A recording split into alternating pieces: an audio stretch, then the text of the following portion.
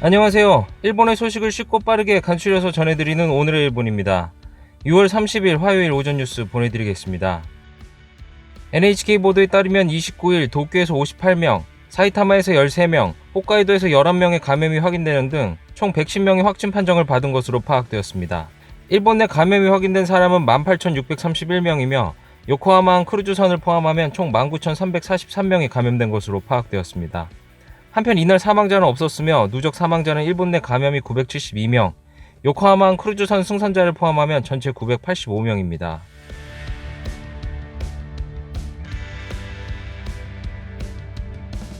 이날 도쿄에서는 58명의 신규 감염이 확인되었습니다. 10대부터 90대까지의 남녀 58명이 신규 확진 판정을 받은 것으로 파악되었으며 이 중 24명은 감염 경로가 파악이 되지 않거나 조사 중이고 34명은 기존 감염자의 밀접 접촉자로 확인되었습니다. 또한 20대에서 30대가 총 46명으로 전체의 약 79%를 차지하여 젊은 층의 감염이 두드러지며 58명 중 32명이 유흥과 관련 감염으로 확인되었습니다. 한편 이날 도내 사망자는 없었으며 21일 양성 판정을 받은 사람이 음성으로의 정정이 있어 누적 확진자 수는 6,171명, 누적 사망자 수는 325명이 되었습니다.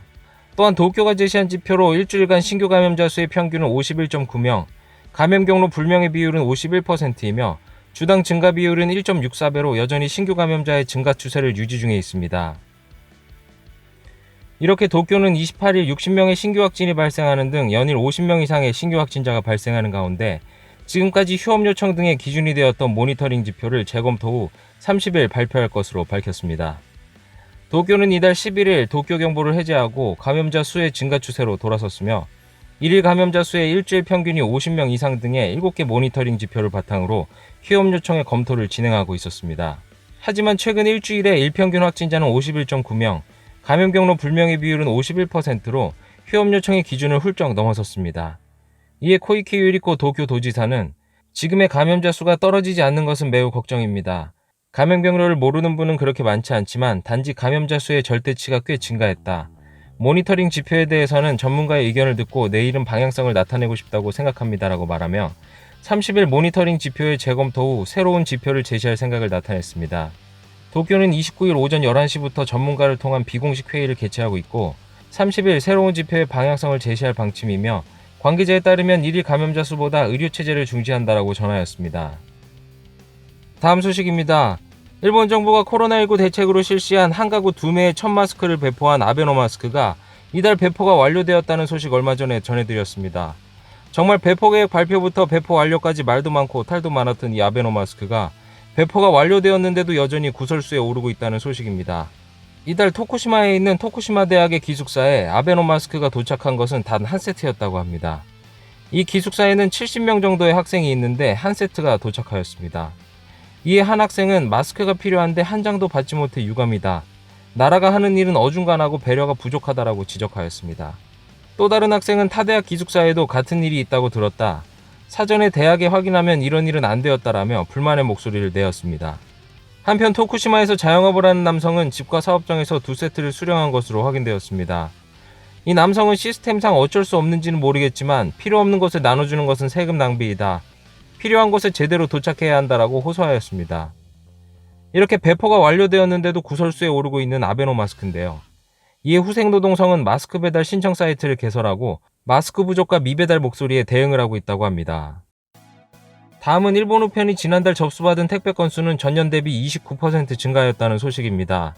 일본 우편에 따르면 지난달 접수된 택배 건수는 9,657만여 건으로 전년 동월 대비 29.1% 증가하였으며 5월로는 2007년 우체국 민영화 이후 가장 많은 것으로 파악되었습니다. 일본 우편 택배의 접수 건수는 올해 2월에 13.2% 늘어난 뒤 3월은 16.4%, 4월은 26.5% 증가하였으며 이는 코로나19 바이러스의 감염 확대 이후 더 증가폭이 늘어난 것으로 보여집니다.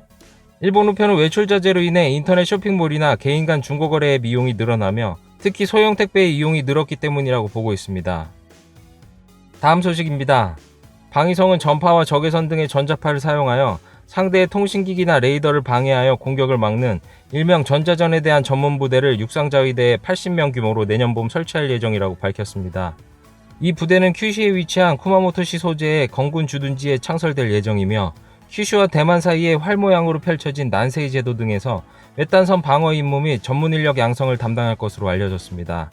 외딴섬에서 작전이 벌어지는 경우 육해공 부대가 통신망을 이용해 협력하는 것과 적 통신 장비를 무효화시키는 것이 중요한데, 이는 외딴섬에 접근하는 적의 통신 장비나 레이더에서 사용하는 주파수를 파악한 뒤 동일한 주파수의 전자파를 발신해 통신장애를 일으키는 방식으로 방어작전을 펼친다고 합니다.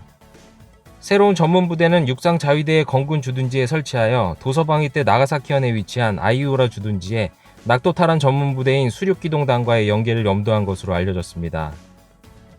육상 자위대의 전자전 부대로서 냉전 시대에 출범한 제1전자대가 홋카이도의 치토세 주둔지에 있으며, 오키나와현의 센카쿠를 둘러싼 중국과의 마찰 등 난세이 제도 쪽에서 도서방위의 필요성이 높아지는 것을 근거로 큐슈의 새로운 전문 부대를 상주시킨다고 방위성은 밝혔습니다. 다음 소식입니다. 카와이 전 법무상과 안리 참의원 의원이 선거 매수 혐의로 체포된 사건에서 94명에게 2,570만 엔을 제공하였다고 보고 수사하고 있는 가운데 200여만 엔이 안리 의원 자민당 집으로부터 진영 스텝 수명에게 계좌이체를 한 혐의가 있는 것이 밝혀졌습니다. 공직선거법에는 선거운동원 등을 제외하고 선거운동을 한 사람에게 보수의 지불을 금지하고 있으나, 여러 캠프 직원이 자민당 당으로부터 보수가 입금되었음을 인정하였으며, 이 중 한 명은 당시에는 문제 없다고 생각했지만 받으면 안 되는 것이었다라고 인식하고 있다라고 밝혔습니다. 선거 당시 자민당 본부에서 총 1억 5천만 엔이 카와이 부부의 지부에 입금된 것이 드러나, 검찰 당국은 거액의 인수자금 중 불법 보수에 사용되었을 가능성을 두고 실태 파악 중에 있습니다. 이에 한 관계자는 카와이 전 장관의 현금 제공 사실은 인정하나 자금의 출처는 당의 1억 5천만 엔은 아니라고 밝혔습니다. 한편 카와이 전 장관과 안리 의원은 현금 제공은 표 단속을 의뢰한 것이 아니다 등으로 용의를 부인하고 있는 것으로 알려졌습니다. 이로 인해 해당 미주 사건으로 150만 엔을 받은 미야라시 텐마 요시노리 사장이 사퇴를 표명하였으며, 20만 엔을 받은 아키오 오타초 정장도 사퇴하였으나, 한편 60만 엔을 받은 아키타카타시의 코다마 히로시 시장은 연임 의사를 밝힌 바 있는 가운데, 지난해 5월 아베 총리로부터 주는 것이라고 듣고 30만 엔을 받은 히로시마현의 후추초 의원도 29일 사표를 제출하였으며, 마을의회 본회의에서 만장일치로 통과되어 사직이 결정되었습니다. 다음 소식입니다. 동일본 대지진 당시 후쿠시마 제1원자력 발전 사고로 인한 주민의 피난이 계속되고 있는 후쿠시마현 후타바마치 정장들이 코이즈미 신지로 환경상을 찾아가 기완 곤란구역 전역의 재염을 요청하였습니다. 29일 오후 후쿠시마 제1원자력 발전 주변의 자치단체장들이 코이즈미 환경상을 방문하였습니다. 이는 정부가 귀환 곤란 구역 중 일부 거점 지역을 제외하고 재현 방침을 밝히지 않았으며, 이에 마을 주민들은 피난 지시가 해제될 전망이 보이지 않자 거점 구역 이외의 지역에서도 재현 작업 진행을 요구하기 위함입니다. それぞれの地域の思いを受けてどのように物事を前に進めていけるか、環境省としてもしっかり皆さんとの意見交換を絶やさずにやっていきたいと思います。 현재 기환곤란 구역을 둘러싸고는 후쿠시마현 이이타테 마을은 재염을 안 해도 피난 지시의 해제를 요청하고 있고, 지자체 간의 생각이 엇갈리고 있습니다. 정부는 조만간 방사선량이 일정 이하 지역에만 재염하지 않고 해제해도 안전상 문제가 없는지 원자력규제위원회에 의견을 들을 방침입니다. 다음 소식입니다. 이른바 취업 빙하기 세대의 지원 방식을 논의하는 회의를 열어 니시무라 경제재생 담당상은 경제단체 등의 적극적인 채용에 협력을 요청하였습니다. 코로나19 감염 확대로 이른바 취업 빙하기 세대의 고용 환경이 더 어려워지고 있다고 지적되는 가운데, 일본 정부는 29일 지원 방식을 논의하기 위해 경제단체와 노동조합 등이 참여하는 온라인 회의를 열었습니다. 이 중 참석자들은 특히 여성의 고용이 악화되고 다양한 근로 방식을 실현하는 환경 정비가 필요하다는 지적과 감염 방지의 관점에서도 온라인에서 지원과 상담을 할 수 있도록 체제의 정비를 추진해야 한다는 의견이 나왔습니다. 이에 니시무라 경제재생 담당상은 향후 3년간 정규직자를 30만 명 늘리겠다는 정부 목표는 견지한다며, 지자체 관계자에도 새로 마련한 교부금의 활용 및 지역 사정에 따른 지원을 실시하도록 호소하였습니다. 회의 후 니시무라 장관은 기자회견에서 지금 상황은 힘들지만 퇴보하는 것이 아닌 관계자와 연계해서 지원을 하고 싶다라고 말하였습니다. 다음은 간추린 단신 소식입니다. 소비세 인상과 함께 시작한 캐시리스 포인트 환급 제도가 오늘로써 종료됩니다. 이 중 중소점포에서 신용카드 등 캐시리스 수단으로 지불하면 최대 5%가 포인트로 환원되는 제도로 지난해 10월부터 9개월에 걸쳐 실시되어 금일 종료됩니다. 종료 후에는 캐시리스 결제가 가게 측의 부담 증가로 이어질 가능성이 높아 캐시리스 점포의 취소가 나올 것으로 보이므로 가게 측의 부담을 어떻게 줄일 수 있을지가 과제입니다. 히타치가 사람의 행복도를 계측하는 회사를 설립하였습니다. 사명은 해피니스 플래닛으로 일의 형태가 크게 변하는 가운데 행복도를 높임으로써 조직의 활성화를 지원하는 목적으로 앱을 통하여 개인의 몸의 움직임과 진동, 커뮤니케이션 등을 분석하여 주위의 행복에 얼마나 기여했는지를 수치화합니다. 이는 15년 동안 몸의 작은 움직임과 사람들의 행복도의 연관성을 조사 및 분석하여 일정한 연관성을 확인한 것으로 다양한 업종의 3만여 명을 대상으로 검증한 결과 행복하게 하는 행동이 많은 조직이 생산성이 오르는 것으로 나타났다고 합니다.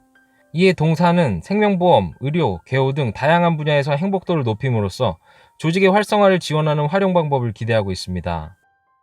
30일 개정된 도로교통법이 시행되어 난폭운전이 엄벌화됩니다. 난폭운전은 지금까지 법적으로 정의되어 있지 않았지만 이번 법 개정에서는 통행방해 및 급제동 등의 행위가 난폭운전으로 규정되었습니다. 29일은 헬기를 활용한 단속을 하며 상공에 수상한 차량이 없는지 경계를 하였습니다. 경시청은 난폭운전이 사망사고로도 이어지는 악성운전이라고 보고 도로에서 난폭운전 단속을 더욱 강화할 방침이라고 밝혔습니다. 오늘의 일본 소식은 여기까지입니다. 오늘 하루도 즐거운 하루 되시길 바라겠고요. 저는 또 새로운 소식으로 찾아뵙도록 하겠습니다. 시청해주셔서 감사합니다. 이그저튜브였습니다.